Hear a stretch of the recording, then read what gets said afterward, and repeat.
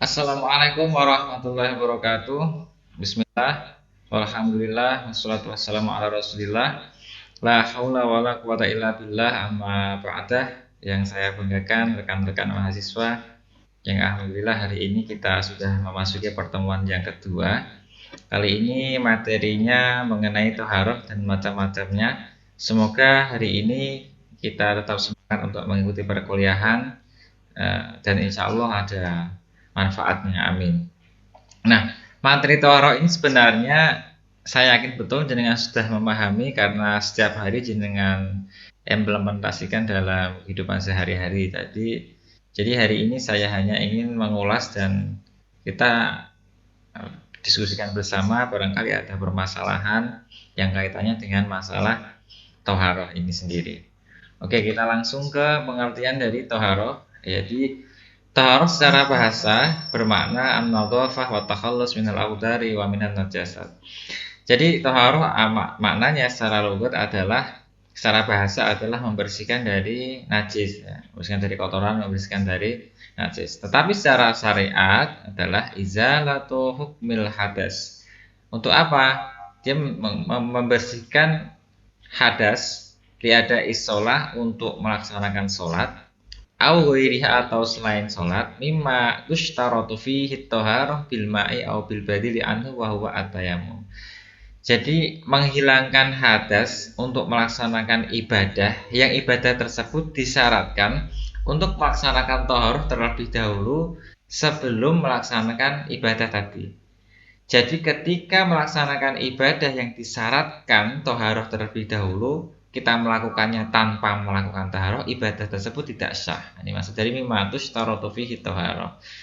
Jadi taharah secara syariat adalah secara syar'an adalah menghilangkan hadas untuk melaksanakan ibadah. Yang ibadah tersebut syaratnya adalah dengan melaksanakan taharah terlebih dahulu sebelum melaksanakan ibadah tadi.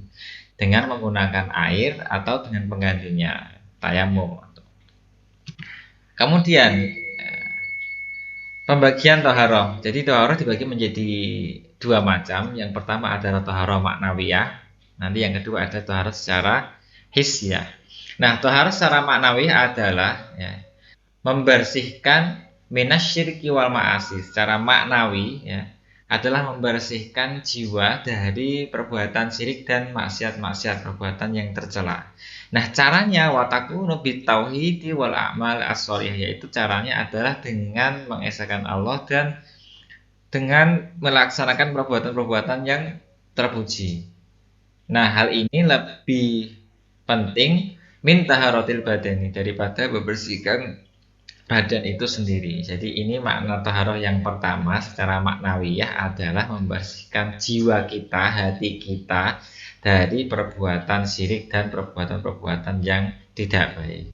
Maka fayajibu ala kulli mukallafin, maka setiap orang mukallaf, setiap orang harus membersihkan qalbahu, hatinya, min najasati syirki wasyaki, dari ini syirik disebut dengan najis. Ini bahasa-bahasa konotasi, artinya syirik itu disebut dengan kotoran-kotoran yang sama dengan najis, maka harus kita bersihkan. Harus kita bersihkan dari hati kita, dari jiwa kita. Dengan apa? Wadzalika bil ikhlasi wa tauhidi wal yaqini. Dan juga selain itu membersihkan hatinya dari kotoran-kotoran, dari maksiat-maksiat, dari hasad, sombong, ujub, riya, pokoknya semua penyakit hati kita bersihkan. Ini tuh harus secara maknawiyah. Jadi bukan dengan air, masuk air ini tidak bisa. Dengan amal soleh dan dengan ini wadzalika bitaubati shadiqah min jami'i dzunub wal ma'asi, yaitu dengan taubat yang benar-benar taubat yang sungguh-sungguh itu maksudnya dia setelah melakukan itu dia tidak akan mengulangi perbuatan itu lagi, dia menyesal kalau kaitannya dengan Allah dia istighfar kepada Allah, kalau kaitannya dengan sesama makhluk sosial dengan memohon maaf. Jadi dengan taubat yang sungguh-sungguh dari segala dosa dan maksiat yang sudah dia lakukan. Dan toharoh yang seperti ini, wahadi toharoh syatrul iman, ini juga bagian dari iman. Jadi ini toharoh bagian yang pertama secara maknawi yang membersihkan hati dari kotoran-kotoran atau dari maksiat.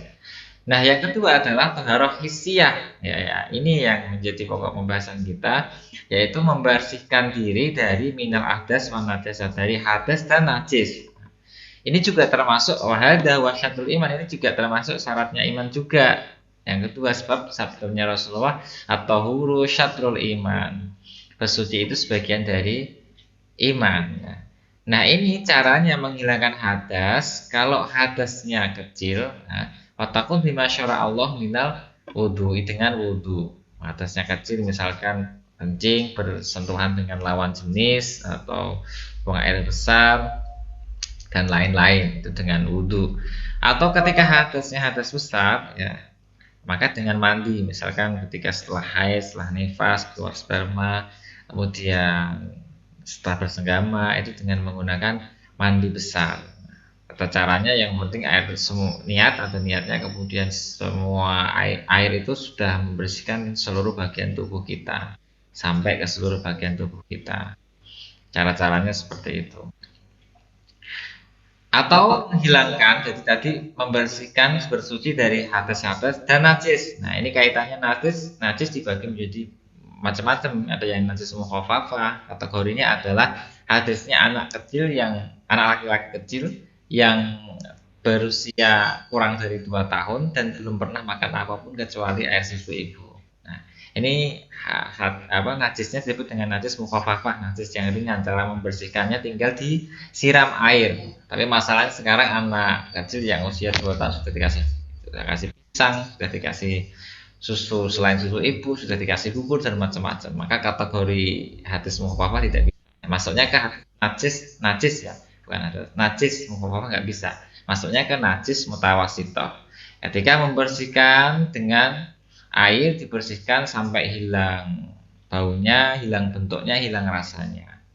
Tapi tidak perlu dirasakan ya. Oh, ini saya kena kotoran ayam, harus saya bersihkan. Aturannya sampai hilang bentuknya, sampai hilang rasanya dan hilang baunya. Jadi sampai dijilat itu enggak ya.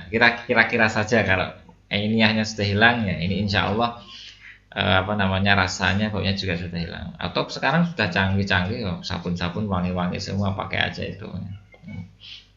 Atau najis yang kategori berat ya, kita sebut dengan mughaladhah. Najisnya anjing itu ketika kita terkena najis mughaladhah, kita bersihkan dengan air 7 kali dan salah satunya dicampur dengan debu yang suci. Ini tata caranya seperti itu.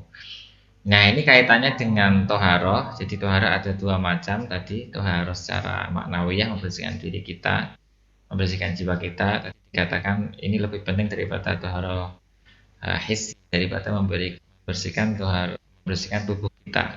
Dua-duanya juga penting. Tapi dikatakan tadi yang toharoh secara maknawi itu lebih penting. Kita berusaha dua-duanya.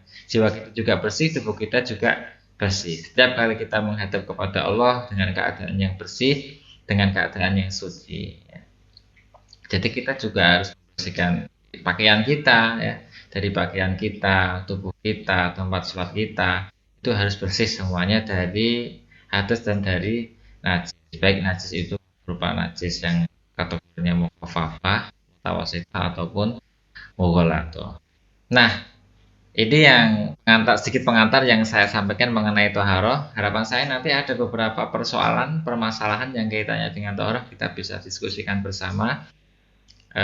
Silahkan kalau ada pertanyaan silahkan ditulis di kolom komentar di kelas. Di kelasnya belum oke ya, kita pakai Classroom, saya siapkan Classroom. Nanti silahkan kita diskusi bersama di sana. Oke, terima kasih. Sedikit pengantar, semoga ada manfaatnya. Assalamualaikum warahmatullahi wabarakatuh.